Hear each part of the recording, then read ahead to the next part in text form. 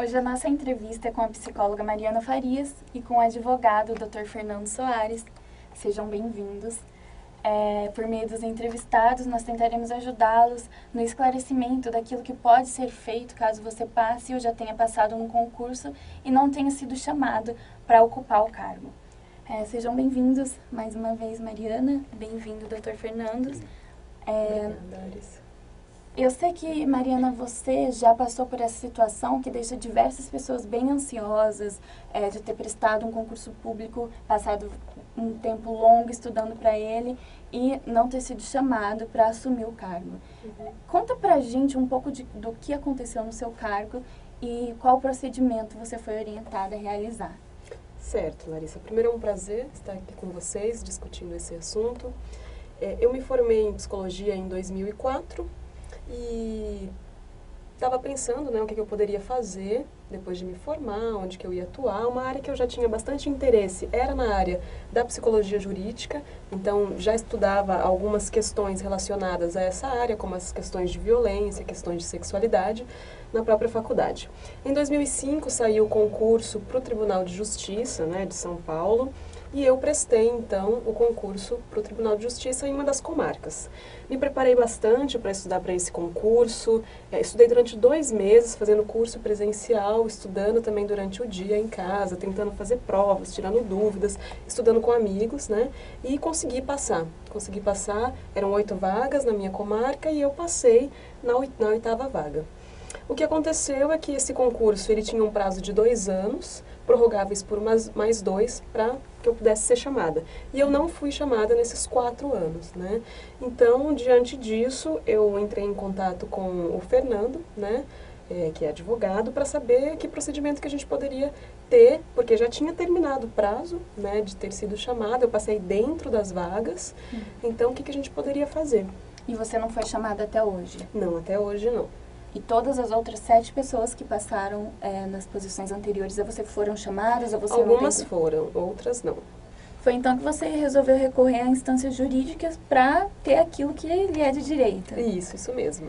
E aí, então a gente entra com o Dr. Fernando lá. Dr. Fernando. Olá, Larissa. Obrigado primeiramente pelo convite de estar aqui. Exato. Quando a Mariana nos procurou, ingressamos com um mandado de segurança, que é exatamente uma ação constitucional para a correção de atos de autoridades públicas que violam direitos qualificados como líquido e certo. O que seriam direitos líquidos e certos? Seriam aqueles que dispensam dilação probatória. São aqueles demonstráveis de plano. No caso da Mariana, o que exatamente ocorreu, já há uma orientação dos tribunais superiores, do STJ, principalmente há quase 10 anos, no momento, inclusive, que ela havia me procurado. E que é dever da administração nomear o candidato aprovado se disponibiliza vagas no edital. O que ocorreu? O prazo do concurso dela, inclusive com o prazo de prorrogação permitido legalmente, se expirou. Estava próximo de se expirar, na realidade, faltava 1 mês, mais ou menos, e não teve esse ato de nomeação por parte do presidente do Tribunal de Justiça do Estado de São Paulo. O que ocorreu? Retomando, ela nos procurou, eu a orientei que o caminho seria utilizar a ferramenta chamada mandado de segurança, que tem um rito mais célere, ele tem precedência sobre as outras ações. Então, no caso de qualquer pessoa que passe em algum concurso público e não tenha sido chamada para assumir, esse é o melhor caminho? Exato.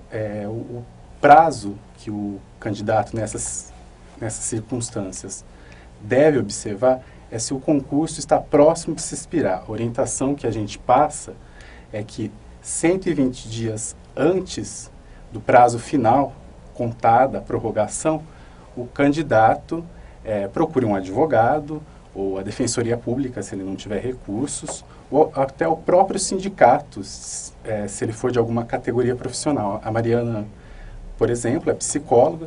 O sindicato dos psicólogos, antes ela me procurar, já havia entrado com um mandado de segurança chamado coletivo, que beneficia toda a categoria desses candidatos que prestaram o concurso e foram classificados.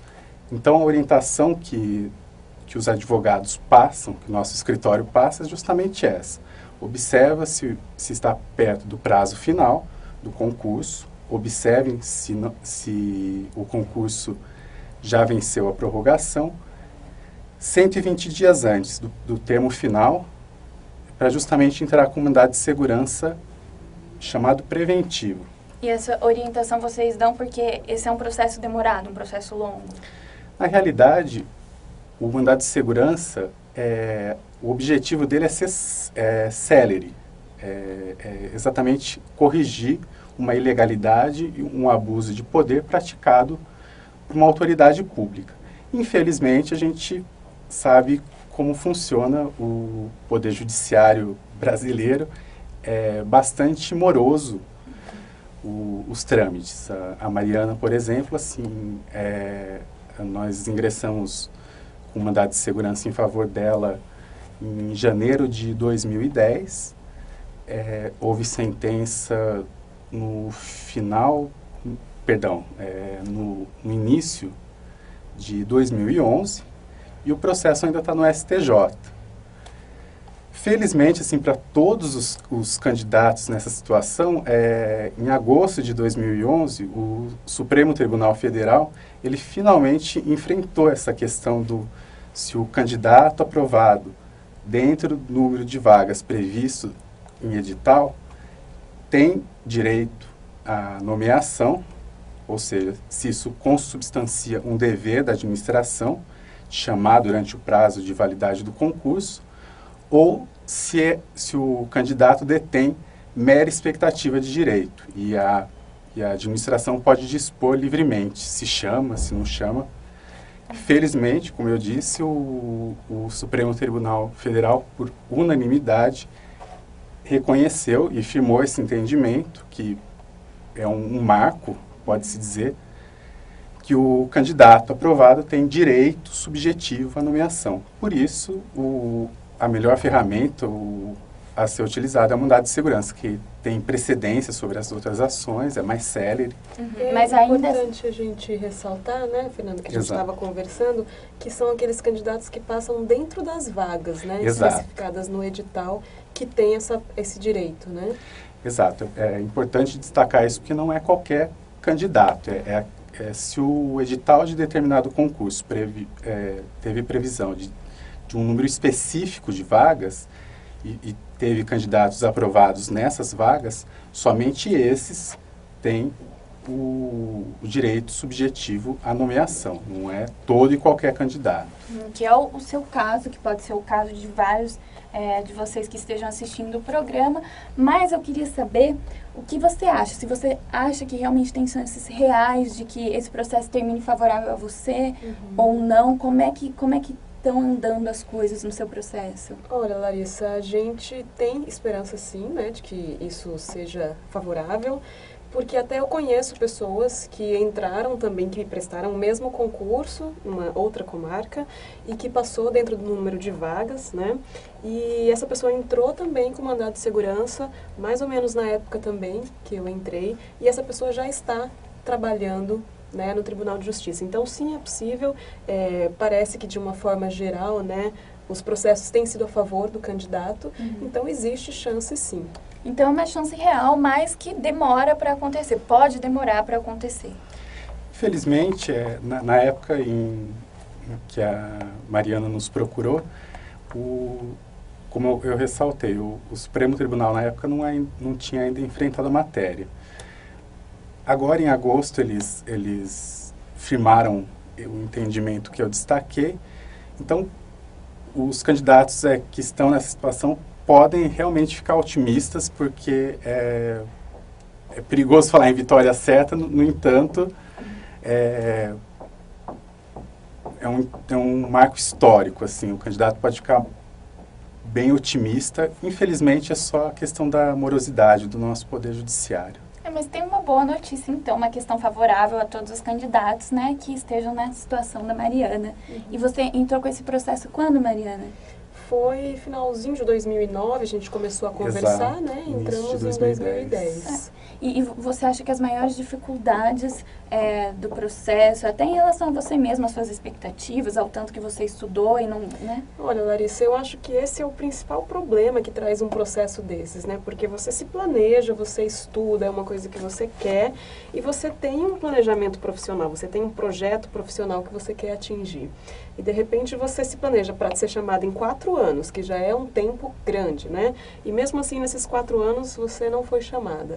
Você começa a ter outras oportunidades, né? E você começa a pensar, bom, será que vai dar certo? Será que não vai dar certo esse processo? Será que eu vou ser chamada? Será que quando eu vou ser chamada, né? Então, acho que o mais difícil é você mesmo pensar, porque outras possibilidades vão surgindo, né? E aí você tem o seu projeto profissional que de alguma forma te empaca ou te deixa com dúvidas, né, do que fazer, do que assumir, do que não assumir. Eu acho que essa, para mim, pelo menos, é uma dificuldade que eu passei.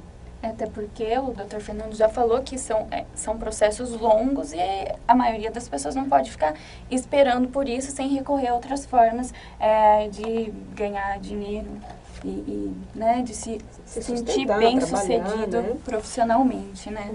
Os ministros do Supremo Tribunal Federal, nessa decisão que eu destaquei para você, Larissa, ressaltaram justamente isso, assim, que a questão principal aí é manter a segurança jurídica no sentido da confiança que o cidadão que presta um concurso vai depositar em relação ao Estado, as expectativas que o Estado cria em relação ao concursando e que ele não pode brincar. Um dos ministros usou exatamente essa expressão, assim, o Estado não pode brincar com o cidadão.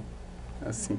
Então, é exatamente a confiança que foi valorizada nesse julgamento e como eu disse, os candidatos podem ficar otimistas porque com esse posicionamento do Supremo Tribunal Federal, os processos até serão mais céleres, porque há uma série de mecanismos hoje no Código de Processo Civil, na própria Constituição, através de emendas, que impedem a discussão dessa questão de voltar tanto ao STJ, o Superior Tribunal de Justiça, que analisa a interpretação, a validade da lei infraconstitucional, quanto em relação ao Supremo Tribunal Federal, que analisa exatamente questões constitucionais.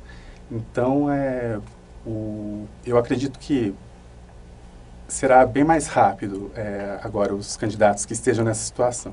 E a gente observa até a movimentação. Agora eles mudaram, assim, eles não divulgam mais o número de vagas especificamente. Agora eles dizem a respeito cadastro reserva. Então você vê que toda essa discussão vem movimentando os concursos públicos e novas discussões sem dúvida surgirão, né? São boas notícias, então, que a gente tem aí para todas essas pessoas nessa situação ou que possam vir a estar nessa situação. Mariana, eu queria agradecer mais uma vez a sua participação na Web TV Educa Psico. Muito obrigada. Foi um prazer estar aqui com vocês. Prazer foi nosso. Obrigada, Dr. Fernando. Eu espero que a gente tenha ajudado vocês a esclarecer essa questão.